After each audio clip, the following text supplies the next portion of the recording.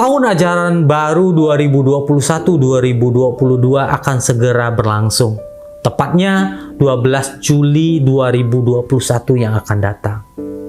Siswa-siswa akan memulai proses pembelajaran, tapi pandemi COVID semakin merajalela. Jumlah pasien positif semakin meningkat. Jumlah orang meninggal karena COVID juga semakin banyak. Pada sisi lain, berdasarkan riset dan evaluasi yang dilakukan, proses pembelajaran selama pandemi yang lalu tidak berjalan efektif. Siswa-siswa merasa kewalahan belajar secara daring. Begitu juga dengan guru, juga kewalahan dalam pembelajaran daring. Lalu, bagaimana harusnya yang akan kita lakukan ke depan pada tahun ajaran baru ini? Apakah kita akan memilih tatap muka saja atau kita memilih untuk melaksanakan pembelajaran secara daring? Atau kita belajar secara campuran, daring dan tatap muka? Video ini akan membahas dan mengkaji secara dalam apa yang akan kita lakukan ke depannya. Proses pembelajaran seperti apa yang harus kita lakukan di tengah pandemi COVID-19 ini. Tapi ya, kita akan bahas satu segmen saja, yaitu pada segmen sekolah menengah atas. Apa yang harus kita lakukan, bagaimana sistem pendidikan kita untuk anak SMA. Selamat menyaksikan.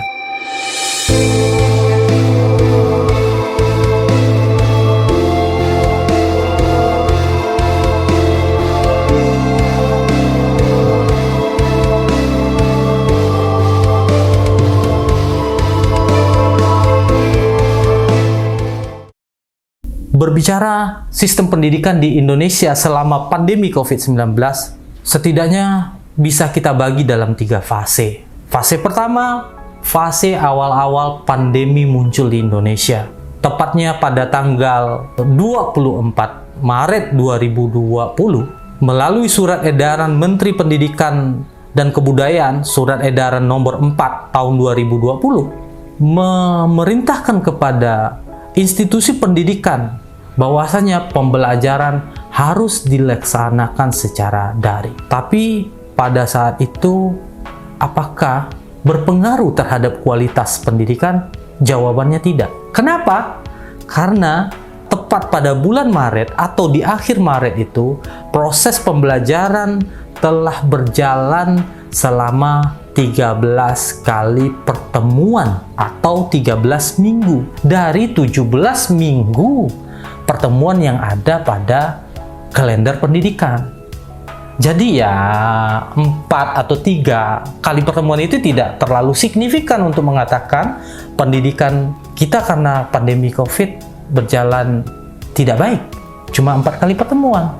Namun pada fase tahun ajaran baru 2020-2021 ini perlu kita kaji lebih dalam. Banyak penelitian mengatakan bahwasanya proses pembelajaran selama pandemi COVID, terkhusus tahun ajaran 2020-2021, artinya Juli Desember 2020, Januari Juni 2021 berjalan tidak efektif. Faktor apa yang menyebabkannya? Ya, setelah kami kaji, faktor yang sangat signifikan berperan adalah ketidakpastian sistem pembelajaran. Apa yang tidak pasti? Proses pembelajaran selama tahun ajaran baru 2020-2021, maksudnya ya Juli Desember 2020, Januari Juni 2021, banyak riset mengatakan bahwasanya proses pembelajaran tidak berjalan dengan efektif. Capaian pembelajaran tidak tercapai dengan baik.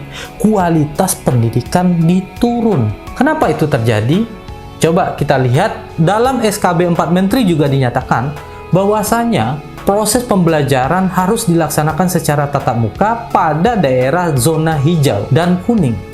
Sementara pada daerah zona oranye dan merah, pembelajaran dilaksanakan secara daring. Pembelajaran tatap muka pun diinstruksikan dilaksanakan dengan menerapkan protokol kesehatan yang ketat. Berdasarkan SKB 4 Menteri itu juga dikeluarkan oleh Kemendikbud kurikulum darurat. Dalam kurikulum itu banyak hal yang dikurangi. Pertama yang dikurangi adalah kompetensi dasar yang harus diajarkan oleh guru. Kalau misalnya kompetensi dasar yang seharusnya diberikan oleh guru kepada siswa ada 5, sekarang kompetensi dasar yang akan dicapai dalam pembelajaran hanya 2. Artinya, pengetahuan, keterampilan, nilai yang didapatkan oleh siswa sudah dipangkas karena pandemi. Lalu, apalagi pengurangan jam belajar. Pengurangan jam belajar, seharusnya jam belajar pada tingkat SMA itu 45 menit pada 1 jam pelajaran, sekarang harus dipangkas menjadi 30 menit. Efek yang terjadi adalah yang pertama tadi, proses pengetahuan, keterampilan, nilai yang didapat oleh siswa terbatas. Yang kedua, pengurangan jam belajar mengakibatkan elaborasi proses pembelajaran tidak berjalan dengan baik. Sehingga pilihan metode yang dipakai saat pembelajaran hanya ceramah. Ceramah, ya, itu adalah pola pembelajaran atau metode lama yang sudah ditinggalkan dalam abad 21 ini. Dalam pembelajaran abad 21, hal yang disarankan adalah student-centered learning. Cara belajar siswa aktif. Siswa harus lebih aktif daripada guru. Siswa menemukan discovery learning, problem-based learning, project-based learning. Itu model-model pembelajaran yang disarankan. Sementara, kembali lagi ke ceramah, itu menurunkan kualitas pendidikan kita. Menurunkan capaian pembelajaran kita. Nah, apa metode ceramah dengan 30 menit, ya itu saja yang bisa dilakukan oleh guru. Sementara SKB 4 Menteri itu sampai di daerah ditafsirkan berbeda. Ada sekolah atau di daerah, contohnya Sumatera Barat, banyak sekolah menerapkan pola pembelajaran sistem shift. Bagaimana sistem shift ini? Pertama, satu rombongan belajar atau satu kelas dibagi 2, setengah dengan metode tatap muka, setengahnya lagi dengan sistem daring. Dalam hal ini mengakibatkan sesuatu yang tidak efektif lagi. Pertama, bagi guru akan kewalahan. Kenapa kewalahan? Karena guru harus menyiapkan desain pembelajaran 2. Desain pembelajaran pertama untuk daring, desain pembelajaran kedua untuk tatap muka. Perbedaan desain ini mengakibatkan problem bagi siswa. Siswa mendapatkan kesenjangan cara menyampaikan. Setengah berbeda, setengah lagi juga berbeda. Apa yang terjadi? Ya, capaian pembelajaran juga sulit untuk dievaluasi. Sistem evaluasi pun sulit dilakukan oleh guru. Nah, begitulah sistem pendidikan kita pada tahun ajaran 2020-2021. Jadi, apa yang harus kita lakukan dalam pembelajaran tahun ajaran baru 2021-2022 ini? Kita harus beradaptasi segera. Sudah, kita butuh kepastian. Sudah, kita butuh ketetapan. Sudahlah, kita butuh konsistensi. Inti dari proses pembelajaran adalah konsistensi dan terencana. Inti dari proses pembelajaran adalah tergantung dari desain. Terserah dia mau ditampilkan secara tatap muka ataupun secara daring ataupun secara campuran. Yang penting konsisten. Dalam kajian yang kami lakukan, sebaiknya pembelajaran pada tahun ajaran 2021-2022 ini dilaksanakan tetap secara jarak jauh atau pembelajaran jarak jauh yang disingkat dengan PJJ. Loh, PJJ ada masalah. Sarana dan prasarana masih saja belum memadai. Kuota internet terbatas. Alat yang dimiliki oleh siswa terbatas. Sebenarnya tidak begitu. Karena PJJ jangan dimaknai hanya daring.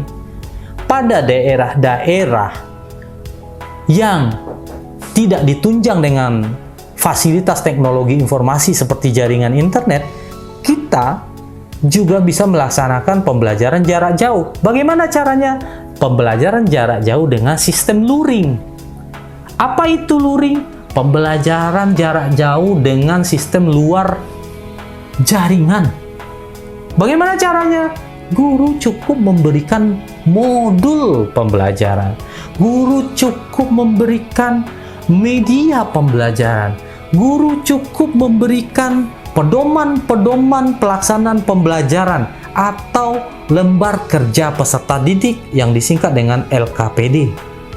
Cukup demikian. Dengan demikian, model pembelajaran yang digunakan bisa PJL atau PJBL, siswa bisa belajar secara mandiri. Kenapa? Pada tingkat SMA ini ya, catatannya pada tingkat SMA.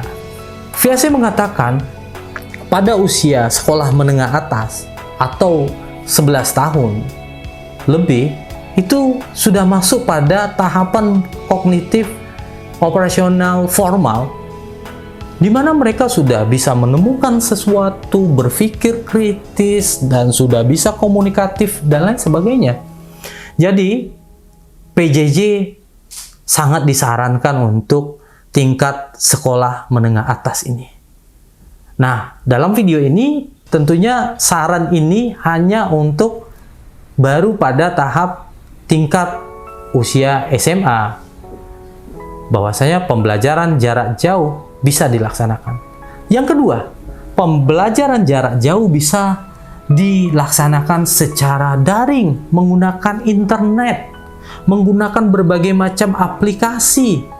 Ada aplikasi yang bersifat seperti LMS, Learning Management System sendiri. Dinas Pendidikan Provinsi Sumatera Barat misalnya memiliki LMS sendiri, atau berbasis kepada sekolah-sekolah LMS yang dimiliki oleh sekolah. Katanya kalau pembelajaran daring itu kita keterbatasan sumber daya manusia, yaitu guru yang melek teknologi terbatas. Ya, apakah memang begitu guru kita? Banyak riset mengatakan ya, guru kita banyak, terutama pada usia-usia digital imigran. Kelahiran sebelum 1980 itu banyak yang gaptek katanya.